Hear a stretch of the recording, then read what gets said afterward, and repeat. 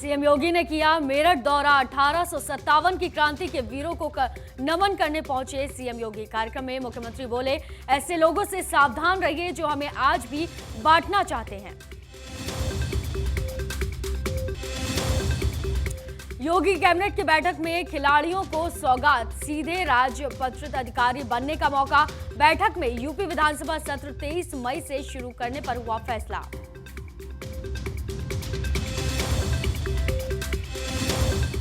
वहीं ज्ञानवापी मस्जिद विवाद सर्वे पर आज आ सकता है फैसला। जज ने जरूरत पड़ने पर खुद शामिल होने की भी बात कही। एक बार फिर वाराणसी जिले की अदालत में सर्वे को लेकर होगी सुनवाई।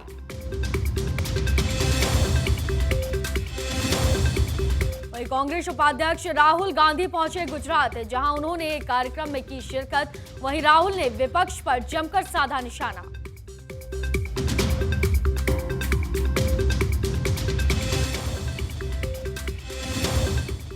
वहीं पंजाब के मोहाली में हुए बम ब्लास्ट को लेकर आप नेता संजय सिंह ने दिया बड़ा बयान। कहा, पंजाब की शांति को भंग करने वालों को जेल होगी।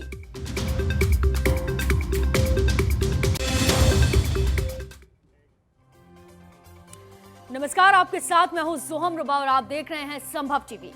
आइए एक नजर डालते हैं 12 बजे की 12 बड़ी खबरों पर। वहीं कांग्रेस उपाध्यक्ष राहुल गांधी गुजरात पहुंचे, जहां उन्होंने एक कार्यक्रम में शिरकत की।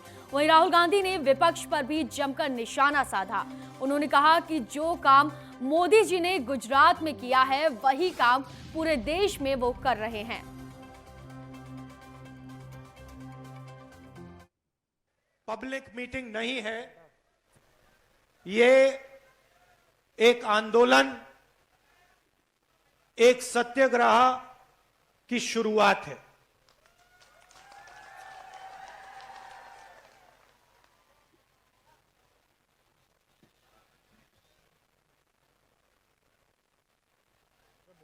2014 में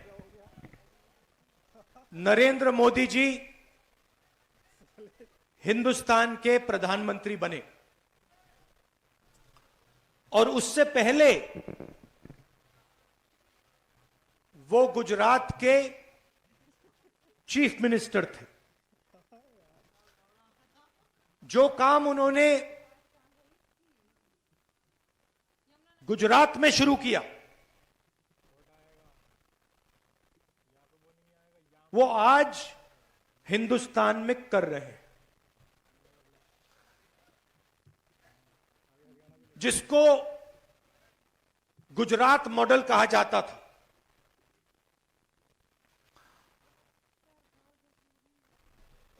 आज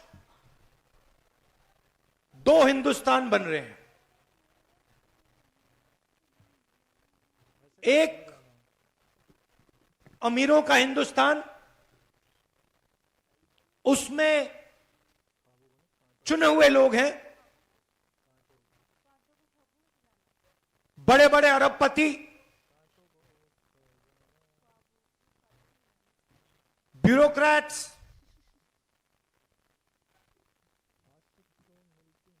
जिनके पास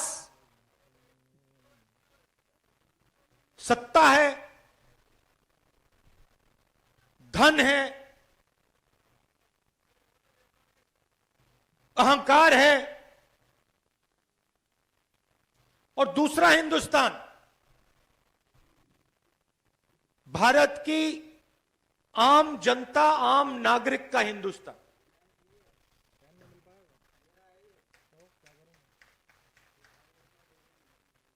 पहले ये गुजरात में टेस्ट किया गया और उसको हिंदुस्तान में अब लागू कर दिया है। कांग्रेस पार्टी 2 हिंदुस्तान नहीं चाहती है। हमें 2 नहीं चाहिए, हमें एक हिंदुस्तान चाहिए। और उस हिंदुस्तान में सबका आदर होना चाहिए, सबको अपॉर्चुनिटी मिलनी चाहिए, सबको शिक्षा मिलनी चाहिए, सब अस्पताल, स्वास्थ्य की सेवा मिलनी चाहिए।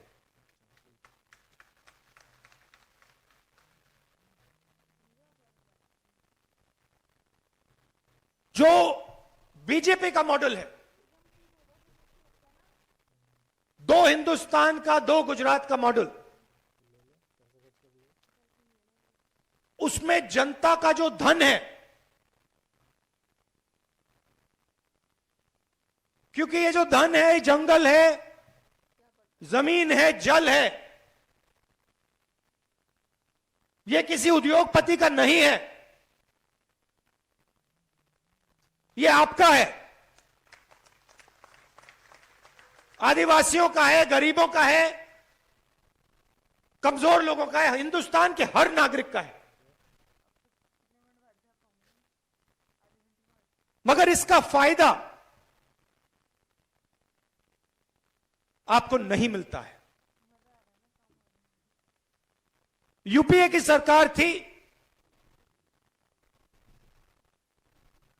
तो हमने पूरी कोशिश की, जल, जंगल, जमीन, हमने पूरी कोशिश की कि इसका फायदा हिंदुस्तान के आम नागरिक को, दलितों को, आदिवासियों को, युवाओं को, सबको मिले। और हमने बहुत बड़े कदम उठाए, पैसा कानून लाए, जिसके माध्यम से आपकी जमीन, जो आपका हक है, आपको वापस मिले। मनरेगा दिया, 100 दिन काम की गारंटी,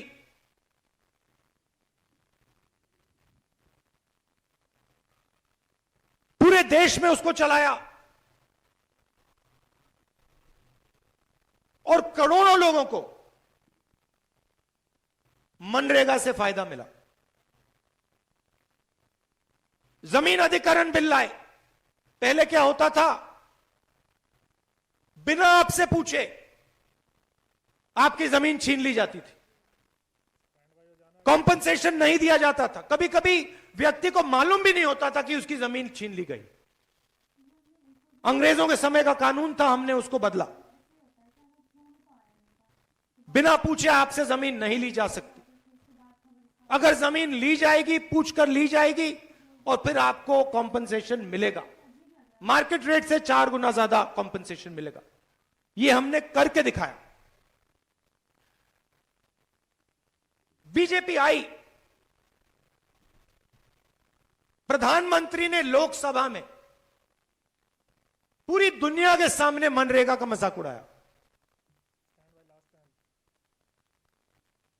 कहते हैं मैं इसको रद्द करना चाहता हूं मगर नहीं करूंगा, क्योंकि मैं चाहता हूं कि देश को याद हो कि कांग्रेस पार्टी ने क्या किया था। वहीं पंजाब के मोहाली में हुए बम ब्लास्ट को लेकर आप नेता संजय सिंह का बड़ा बयान निकलकर सामने आया। उन्होंने कहा कि पंजाब में आपकी सरकार है और जो कुछ भी पंजाब की शांति को भंग करने की कोशिश करेगा उसकी जगह जेल की सलाखों में होगी। पंजाब में मोहाली ब्लास्ट नफरत फैलाने की और डर फैलाने की एक कोशिश है। आम आदमी पार्टी की सरकार, भगवंत मान जी की सरकार पंजाब का अमन चैन कायम करने के लिए पूरी तरीके से प्रतिबद्ध है और जो भी पंजाब का अमन चैन और शांति बिगाड़ने की कोशिश करेगा, शांति भंग करने की कोशिश करेगा, उसकी जगह जेल के सींचों के पीछे है। उसको बाहर घूमने की इजाजत नहीं होगी। पंजाब के शांति, अमन और चैन के लिए आम आदमी पार्टी की सरकार, भगवंत मान जी की सरकार हर सख्त से सख्त कदम उठाने के लिए तैयार है और जिन लोगों ने मोहाली ब्लास्ट को अंजाम दिया है। वहीं योगी सरकार की कैबिनेट बैठक हुई जिसमें सुरेश खन्ना ने अहम विषयों पर भी चर्चा की। उनके साथ ही अन्य मंत्री समेत बड़ी संख्या में कार्यकर्ता भी मौजूद रहे।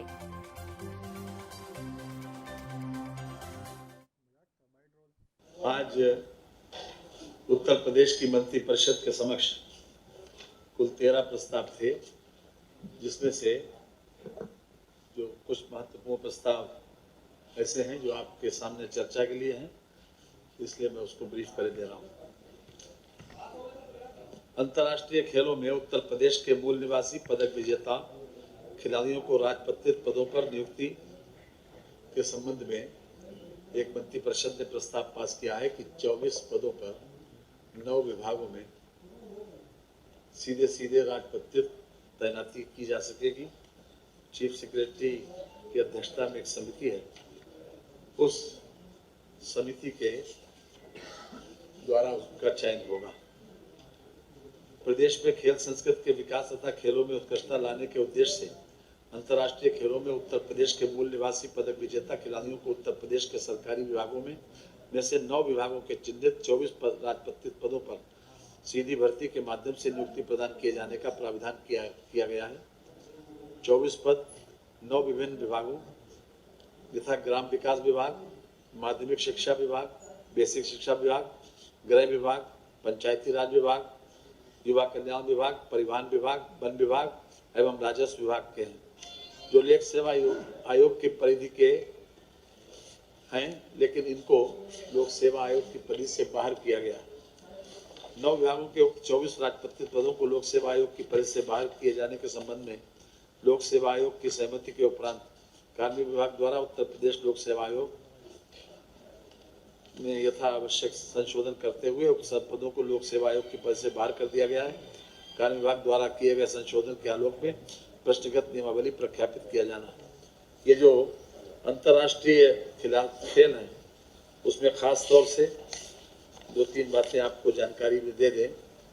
ये एशियन ओलंपिक गेम्स हैं, एशियन गेम्स हैं और कॉमनवेल्थ गेम्स हैं। कोई वर्ल्ड कप भी इसमें शामिल है।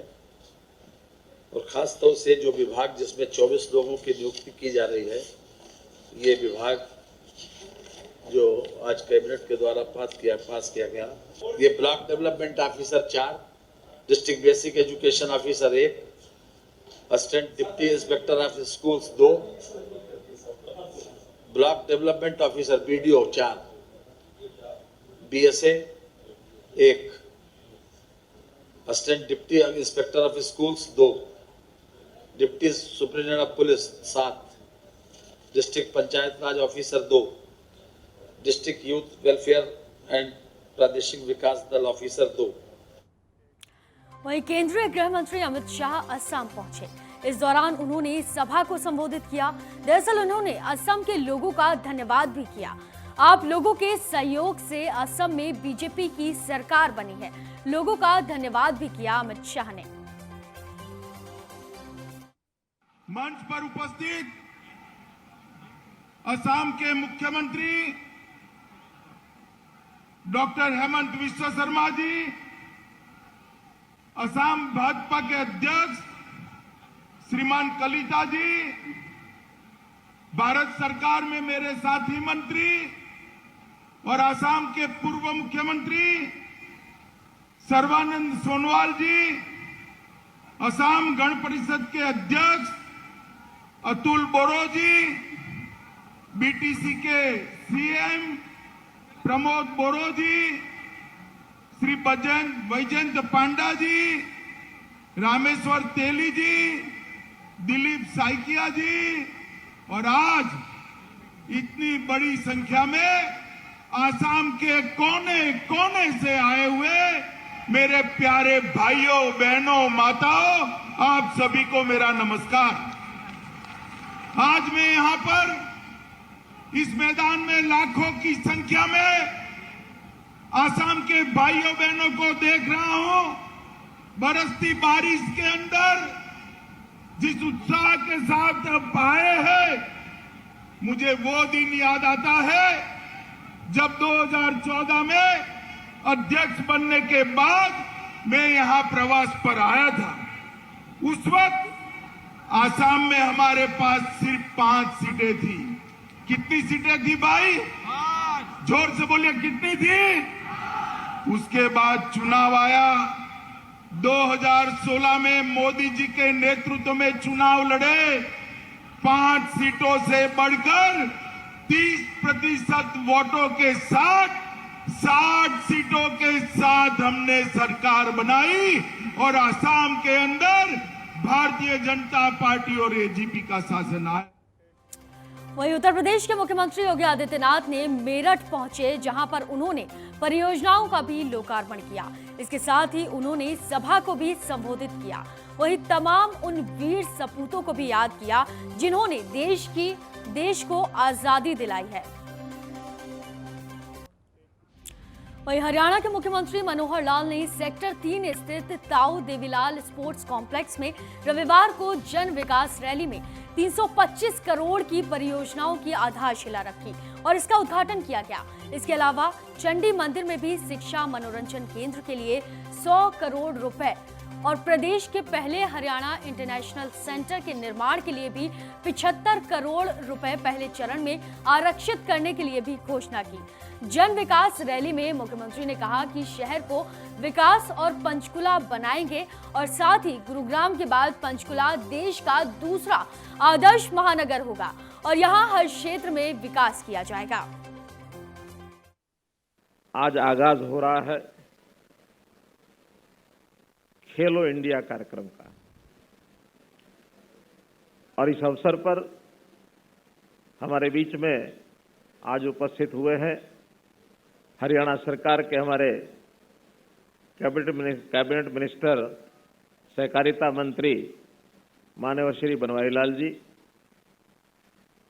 और उत्साह और उमंग से हम सबके मन में खेलों के प्रति एक ज्वाला जगाने वाले, एक उत्साह भरने वाले जिस प्रकार से उन्होंने अपना उद्बोधन दिया, ऐसे हमारे बहुत युवा होनहार साहसी ऊर्जावान हमारे खेल मंत्री भाई संदीप सिंह जी, यहाँ के गुरुग्राम के जिस क्षेत्र में हम बैठे हैं यहाँ के हमारे विधायक श्री सुधीर सिंगला जी, इस शहर की मेयर प्रथम नागरिक जिनको हम कहते हैं बहन मधु आजाद जी,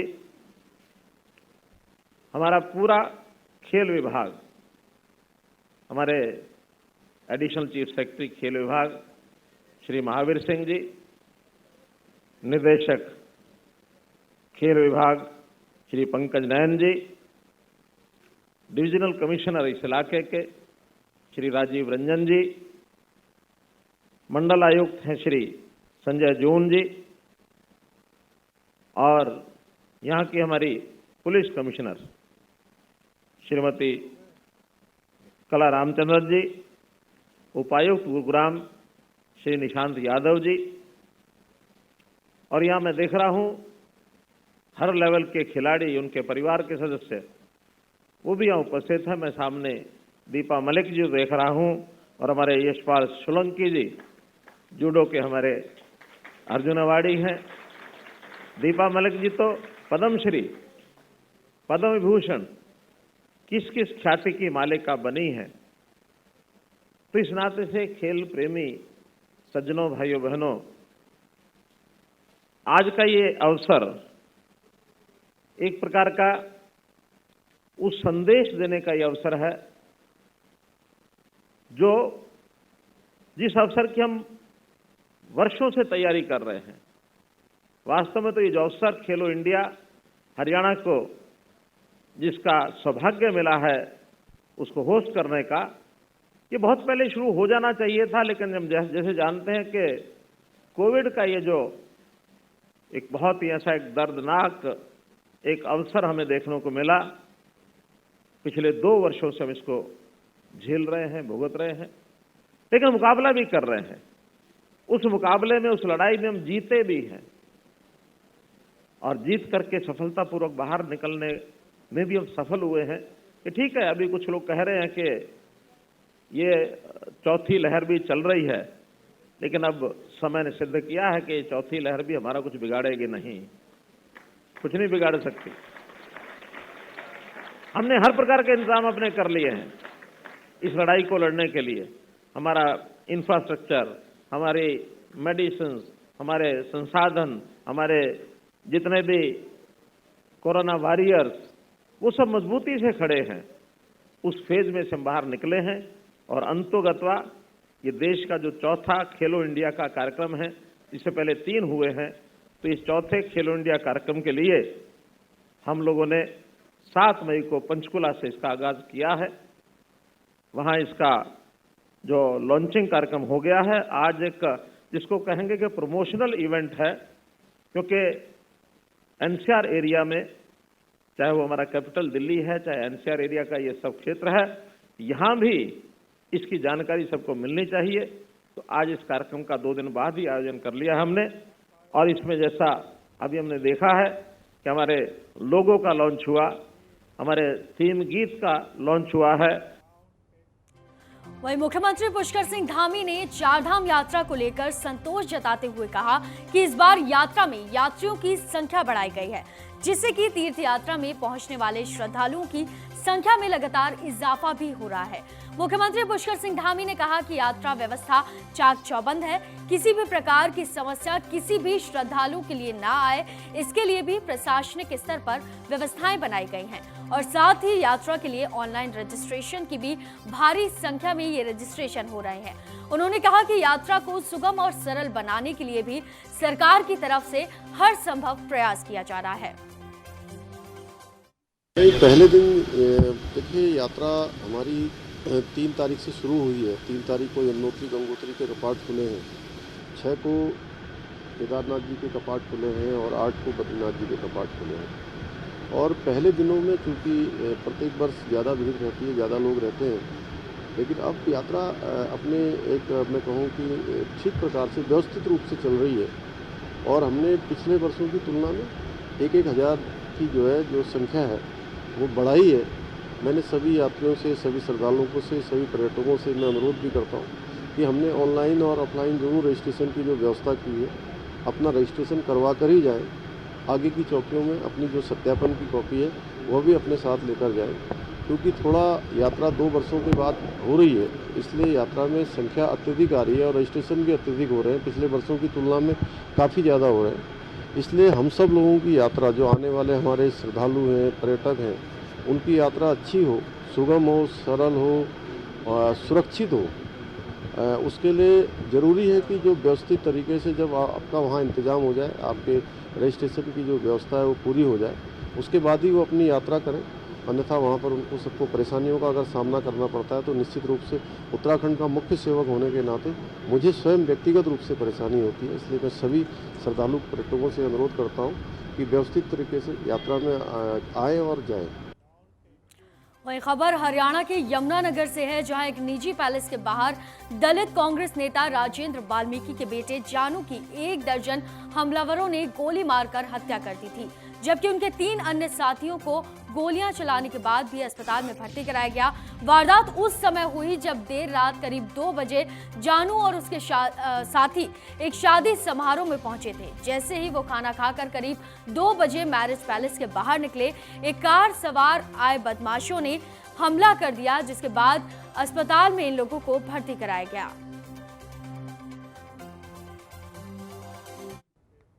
वहीं फतेहाबाद पुलिस को बड़ी कामयाबी हाथ लगी है। जिला पुलिस की CIA की टीम ने एक वांटेड बदमाश को काबू किया है। आरोपी पर जिला पुलिस द्वारा 25,000 का इनाम भी रखा गया था। इसके अलावा गुरुग्राम पुलिस द्वारा भी आरोपी पर 5,000 का इनाम घोषित था। ये हमारे CIA टीम द्वारा 25,000 रुपए के आरोपी अमन मलिक, जो गांव सांगड़ो का रहने वाला है, उसको गिरफ्तार किया गया रानिया से। और इसके खिलाफ यहाँ हमारे फतेहाबाद में, पंजाब में, गुड़गांव में काफ़ी जगह करीब 8 मुकदमे दर्ज हैं। जैसे कुछ दिन पहले भी गुन्ना में पंकज खुराना नाम था, एक शराब का व्यवसायी, उसकी गोली मारकर हत्या कर दी गई थी, उस मुकदमे में वांटेड है। 7 मुकदमे में इसकी गिरफ्तारी बकाया है और 1 मुकदमे पहले इसको अरेस्ट कर लिया है।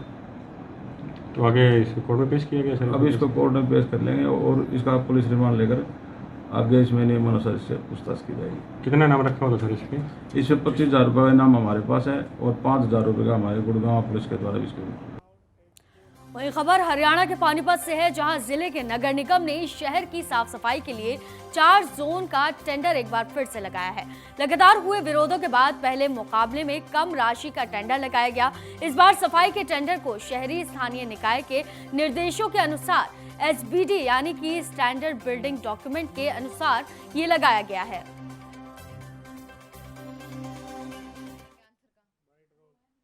इलेक्ट्रॉनिक के माध्यम से भी ई निरीक्षण करते हैं।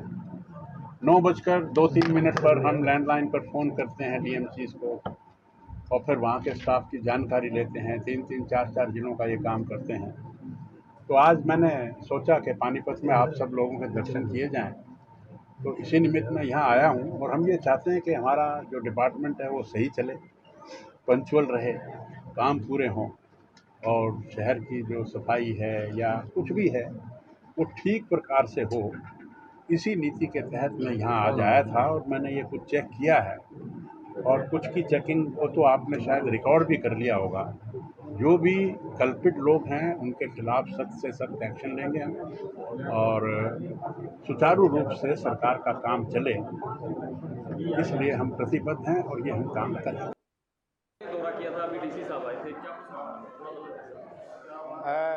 माननीय मंत्री जी एक रूटीन की प्रक्रिया में कार्यालय में आए थे। उन्होंने अटेंडेंस चेक की और नियमानुसार जिसकी हाजिरी थी हाजिरी की, जो एब्सेंट थे उनके एब्सेंट किया और उस पर कार्रवाई करने के लिए क्या, उससे एक डिटेल रिपोर्ट बनाई जानी है। वो अगले 48 घंटे के अंदर बना के मैं भेज दूंगा।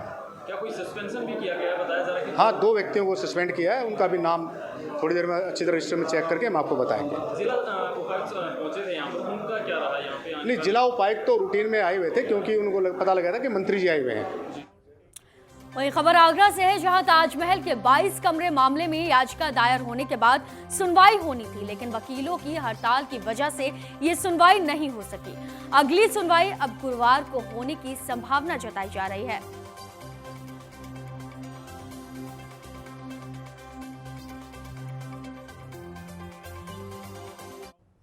वहीं चरखी दादरी में पिछले काफी समय से नागरिकों को दूषित जल भराव की समस्या का सामना करना पड़ रहा है। वहीं दूषित जल भराव और सीवर की समस्या को लेकर पूर्व मंत्री सत्यपाल सांगवान ने शहर में मौके का मुआयना किया और साथ ही जन स्वास्थ्य विभाग के अधिकारियों को सीवर व्यवस्था का जल्द से जल्द समाधान कराने के लिए भी आग्रह किया।